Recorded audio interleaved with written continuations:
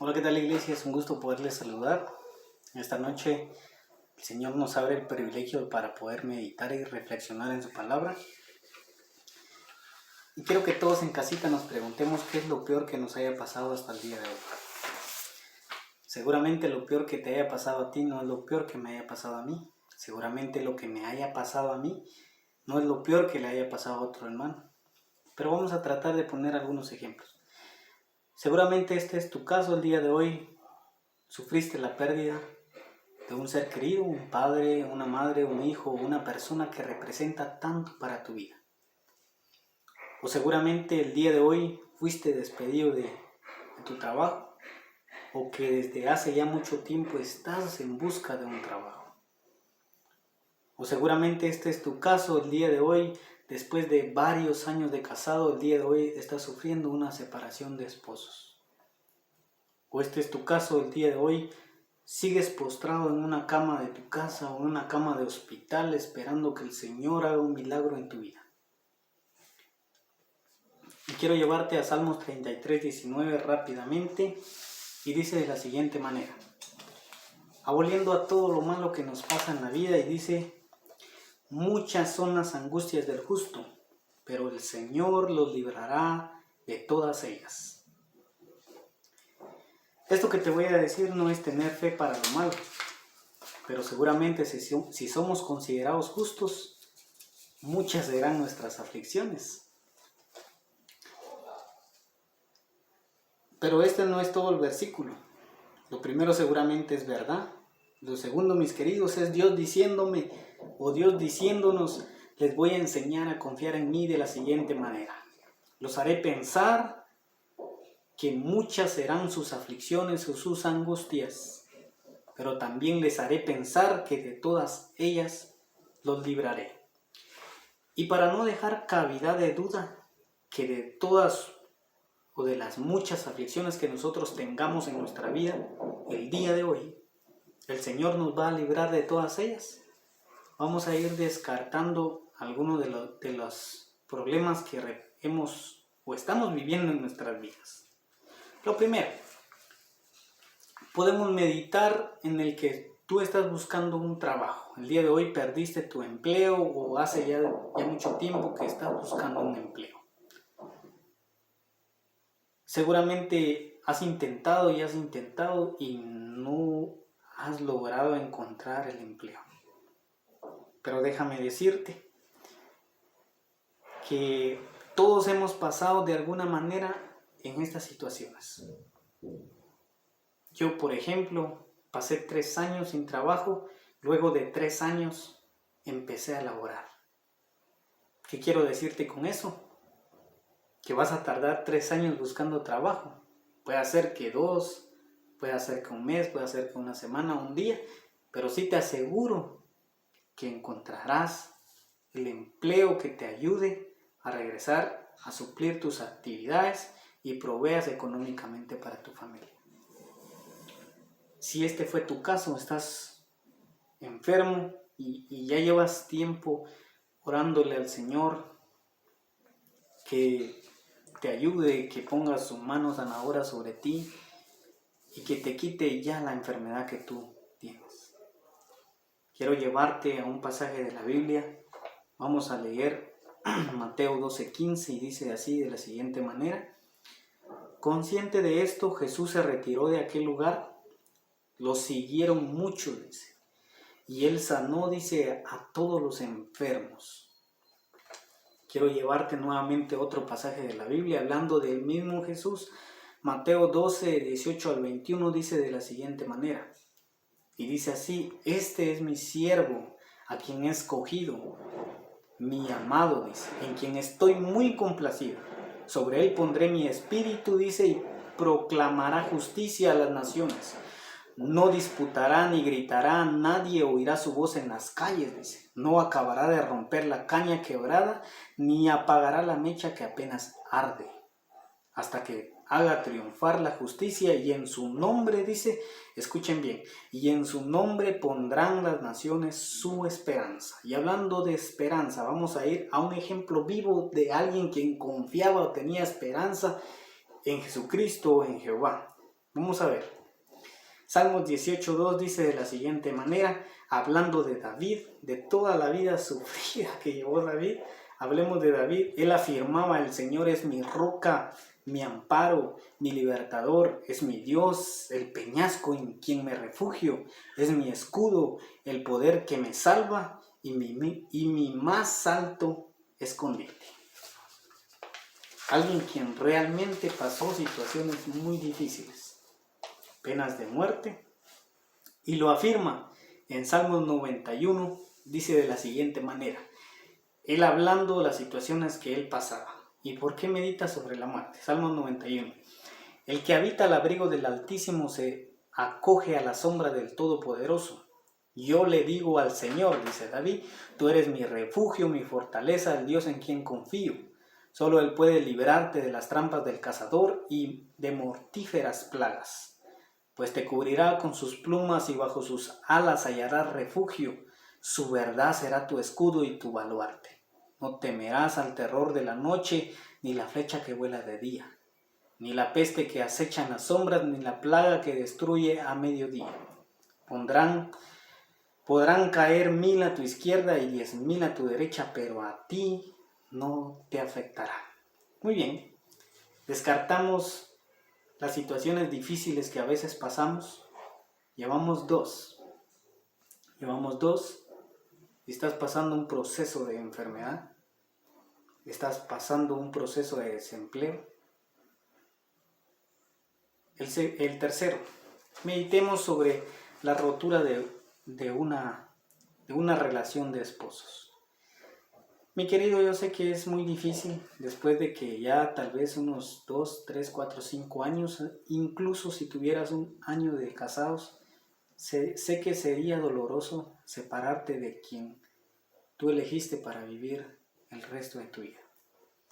Pero creo que después de vivir un tiempo, después de que viviste tu relación de esposos y de esa relación vino el fruto de los hijos, creo que después de la ruptura lo que hay que salvar es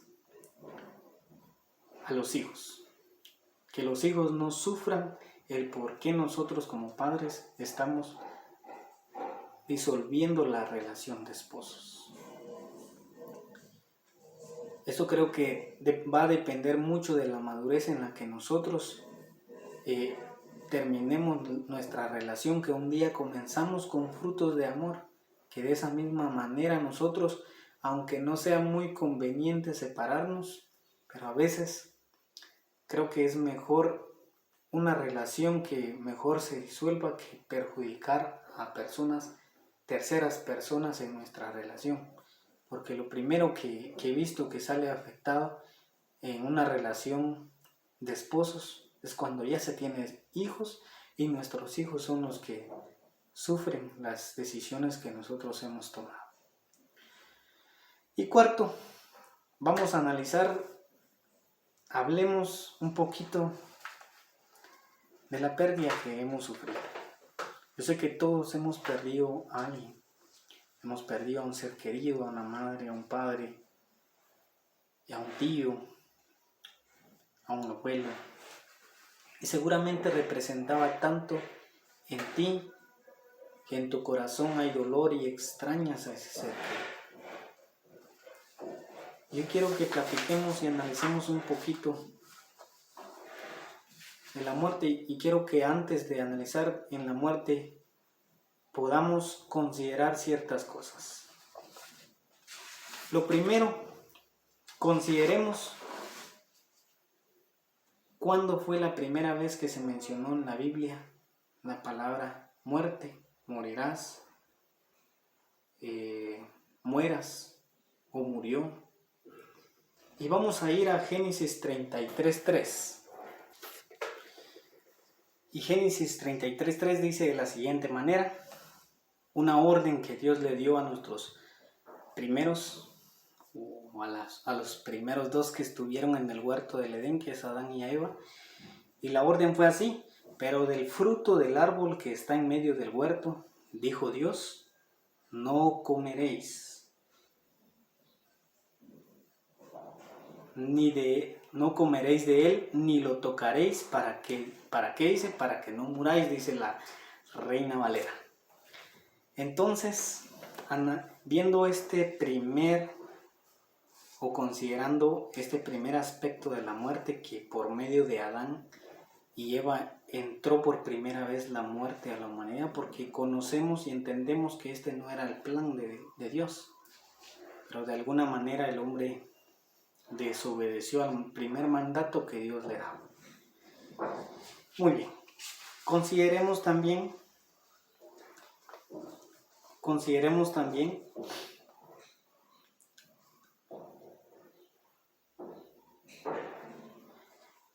que después de que todos detallamos o pensamos en lo peor que nos pudo haber pasado o nos está pasando en esta vida, fue considerado, por eso les dije al principio que consideráramos lo peor que nos haya pasado hasta el día de hoy. Y quiero decirte que lo peor que tú dijiste o que tú pensaste que te ha pasado y ese dolor que te ocasiona, déjame decirte o déjame contarte que no es lo peor que nos haya pasado.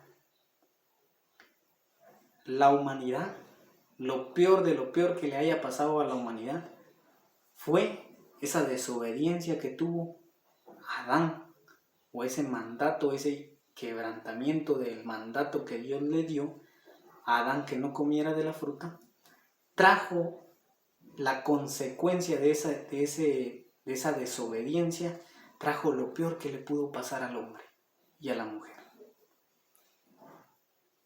Porque por primera vez después de esa desobediencia entró la muerte al hombre, y podemos leer qué significa la muerte. Y vamos a ir más adelante.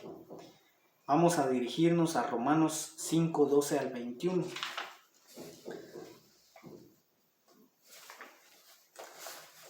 Romanos 5, 12 al 21 dice de la siguiente manera. Hablando de la muerte, y dice, por medio de un solo hombre el pecado entró en el mundo, y por medio del pecado entró, dice, la muerte. Fue así como la muerte pasó a toda la humanidad. ¿Por qué? Dice, porque todos pecaron. Antes de promulgarse la ley ya existía el pecado en el mundo. Es cierto que el pecado no se toma en cuenta cuando no hay ley. Sin embargo, desde Adán hasta Moisés la muerte reinó, incluso sobre los que no pecaron, quebrantando un mandato, como lo hizo Adán, quien es figura de aquel que había de venir. Pero, dice, la transgresión no puede compararse con la gracia de Dios, pues si por la transgresión de un hombre murieron todos, cuánto más, dice, el don que vino por la gracia de un solo hombre, Jesucristo, abundó para todos. Tampoco se puede comparar la dádiva de Dios con las consecuencias del pecado de Adán. El juicio que lleva a la condenación fue resultado de un solo pecado, pero la dádiva que lleva a la justificación, que justificación tiene que ver con una multitud de transgresiones, pues si por la transgresión de un solo hombre reinó la muerte, con mayor razón los que reciben en abundancia la gracia y el don de la justicia reinarán en vida, y por medio de un solo hombre, Jesucristo.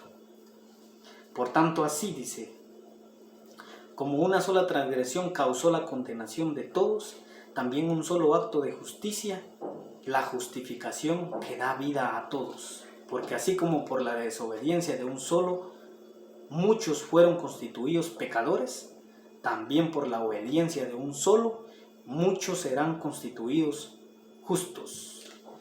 En lo que añade a la ley, esta intervino para que aumentara la transgresión, pero allí donde abundó el pecado, sobreabundó la gracia, a fin de que, así como reinó el pecado en la muerte, reine también la gracia que nos trae justificación y vida eterna por medio de Jesucristo nuestro Señor. Aquí descartamos lo peor de lo peor, porque seguramente es verdad que muchas serán nuestras aflicciones, pero incluso de la muerte el Señor añade, pero de todas ellas les libraré. ¿No me lo creen?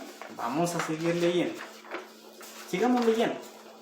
Y dice Romanos 8, 29 al 39, ahora bien, dice, ahora bien, sabemos que Dios dispone todas las cosas para el bien de quienes lo aman, los que han sido llamados de acuerdo con su propósito, porque a los que Dios conoció de antemano, también los predestinó a ser transformados según la imagen de su Hijo, para que Él sea el primogénito entre muchos hermanos.